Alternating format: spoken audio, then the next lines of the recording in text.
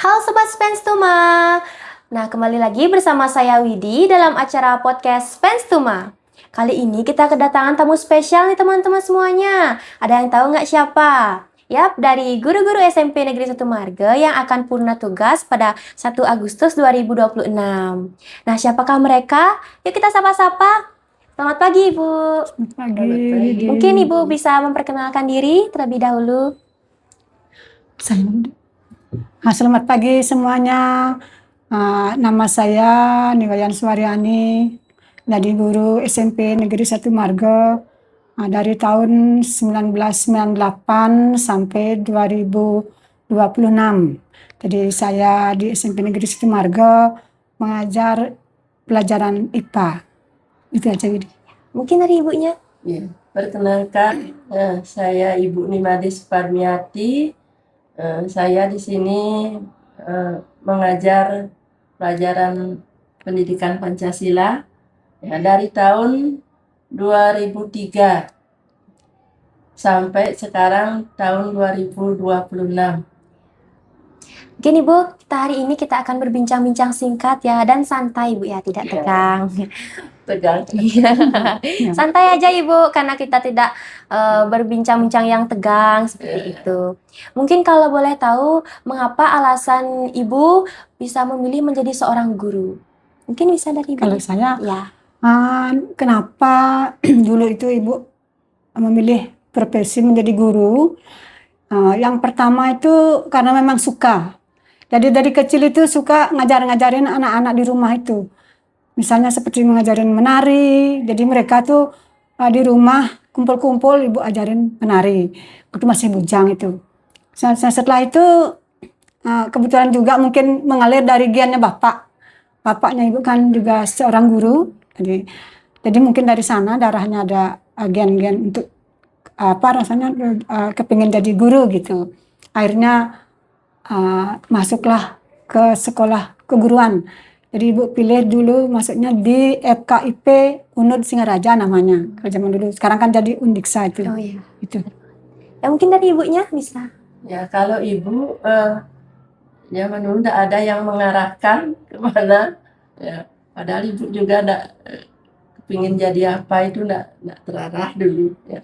Masuk aja di sekolah keguruan tingkat SMA-nya dulu di PGA. Ya, pendidikan guru agama. Tapi melanjutkannya tidak di agama. Karena zaman dulu itu jauh ke Denpasar, hanya mampu di Tabanan.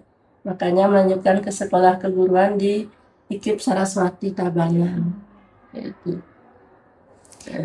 Mungkin setiap orang juga Ibu juga mempunyai cerita perjalanan masing-masing ya Ibu. Kalau boleh tahu bagaimana sih perjalanan Ibu menjadi seorang guru sampai akhirnya mengabdi di SMP Negeri 1 Marga? Ya. Kalau Ibu sih ya lumayan panjang ya. Ibu tamat dari Singaraja itu tahun 1989. Kemudian pas tamat dekat rumah Ibu tuh di Petang namanya, dibangunlah berdiri SMA Negeri Petang. Jadi langsung Ibu mengajar di SMA Negeri Petang dan ada lagi satu SMA swasta namanya SMA Wanayasa. Jadi karena Ibu jurusan kimia waktu itu belum ada yang mengajar kimia, jadi Ibu langsung diterima di sana. Jadi di sana mengajarnya setahun aja karena setelah tahun 1990 itu SK jadi CPNS itu keluar. Jadi Ibu diangkat di SMP 2 Petang. Itu tempatnya di daerah di Desa Plago. Nah, kemudian Ibu mengajar di sana 2 tahun.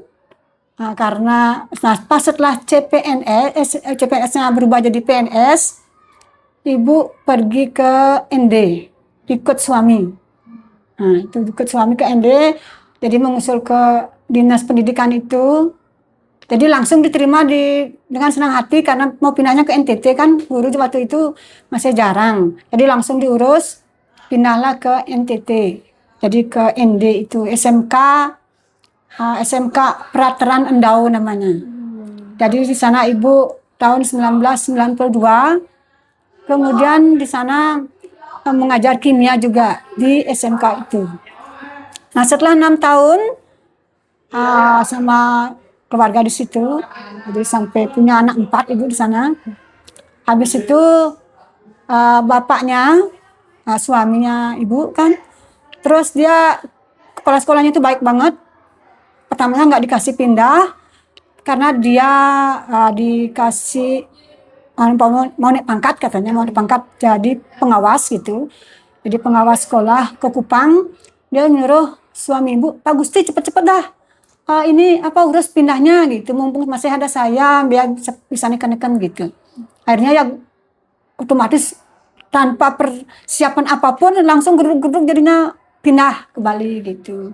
Diurus sambil jalan, ibu pindah pulang duluan. Jadi bapaknya ngurus surat-suratnya ke Kupang itu. Ibu pulang tahun 1998. Habis habis zaman lengser ya, zaman rusuh itu. Oh, zaman dulu ya. Pulang.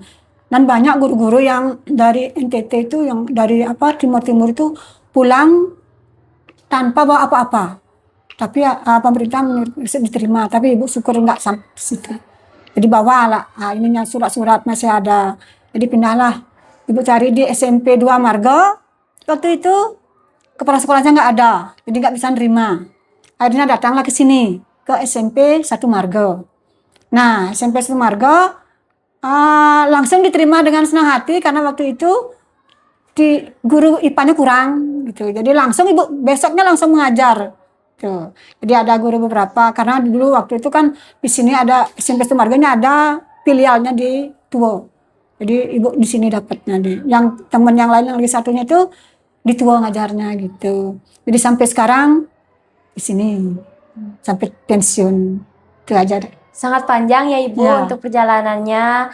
Ya, sangat terkesan sekali saya melihat perjalanan Ibu dari NTT ke Bali seperti itu. Sangatlah jauh. Selanjutnya mungkin bisa dari ibunya. Kalau ibunya panjang, saya sangat pendek. Iya.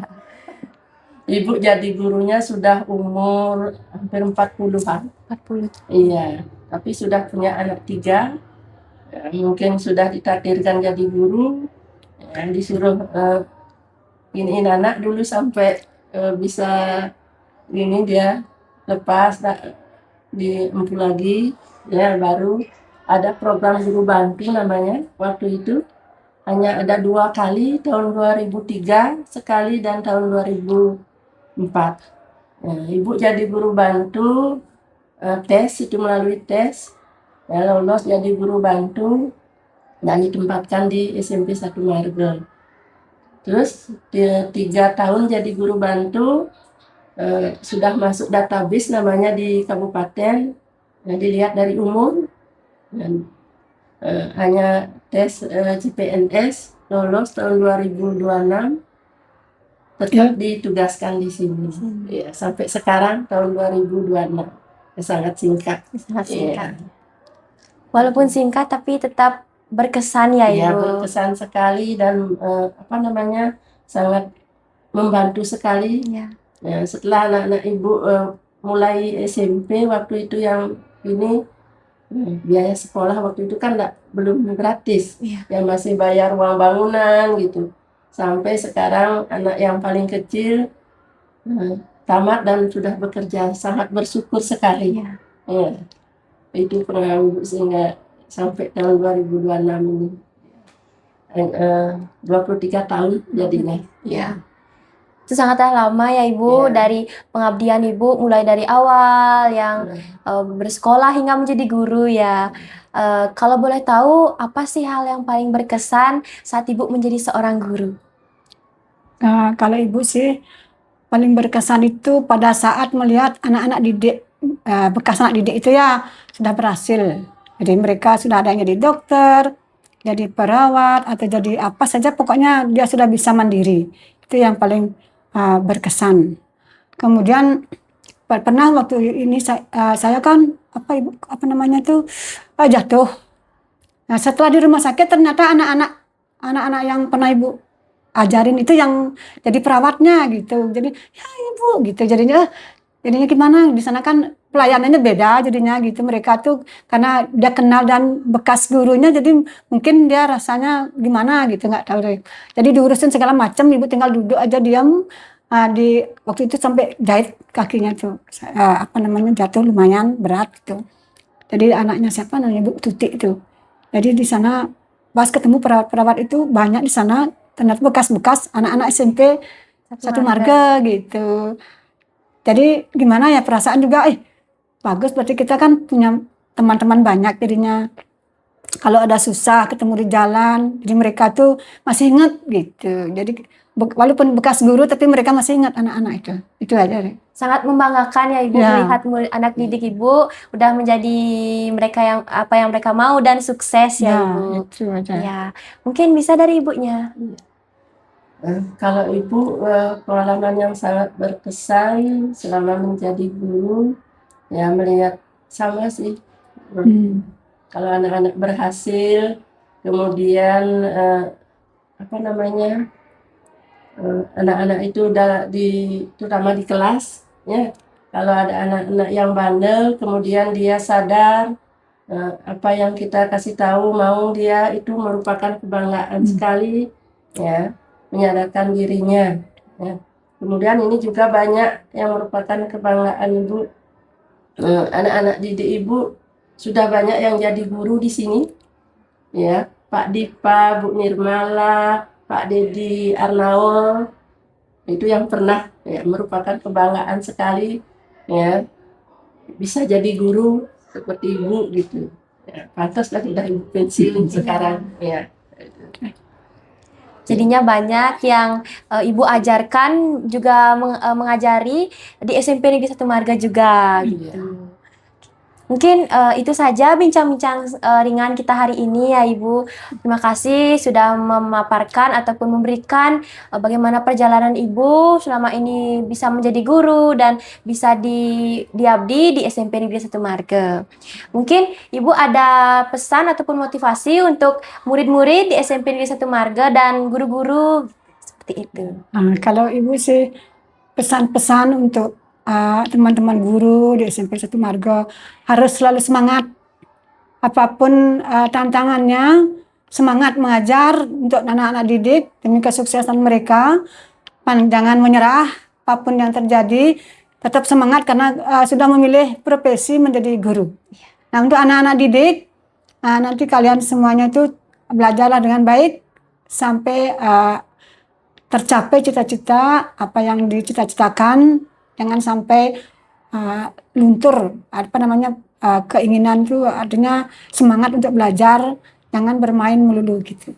Jadi anak-anak sekarang kan susah tuh kalau misalnya main HP dan apa saja, dia lupa belajar gitu biasanya.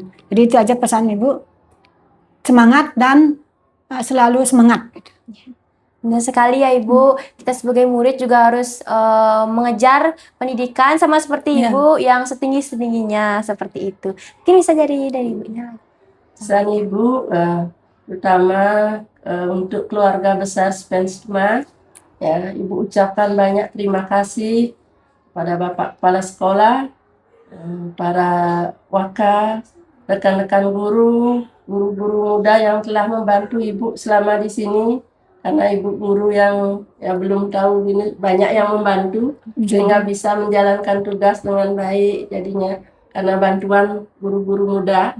Ya. Mengucapkan banyak terima kasih sekali. Kemudian ibu minta maaf yang sebesar-besarnya kalau ada di dalam menjalankan tugas ibu banyak salah. Ibu minta maaf kepada rekan-rekan guru, kepada anak-anak semuanya. Terima kasih sudah mewarnai hari-hari ibu. Ya, ada perasaan kesal, senang, ada lucu, ya, disambut dengan senang. Kalau ke kelas itu menjadi kebanggaan ibu. Terima kasih semua. Semoga anak-anak ya nantinya menjadi anak-anak yang sukses, rajin belajar. Ya. Semangat terus ya. Ya, semoga Spenstuma tetap jaya. Segitu aja. Ya. Ya. Terima kasih Ibu atas waktunya dan pesan yang Ibu tadi sampaikan sangat berarti untuk para guru-guru di sini dan murid-murid ya pastinya sangat termotivasi atas bagaimana Ibu belajar untuk mengajar di kelas seperti itu. Pastinya dalam Ibu mengajar itu pengabdian Ibu sangatlah berarti sangat murid-murid. Ya, mungkin itu saja bincang-bincang kita hari ini teman-teman semuanya dengan tamu spesial kita hari ini. Saya Widi, sampai jumpa di podcast selanjutnya dengan tamu-tamu spesial lainnya. Sampai jumpa.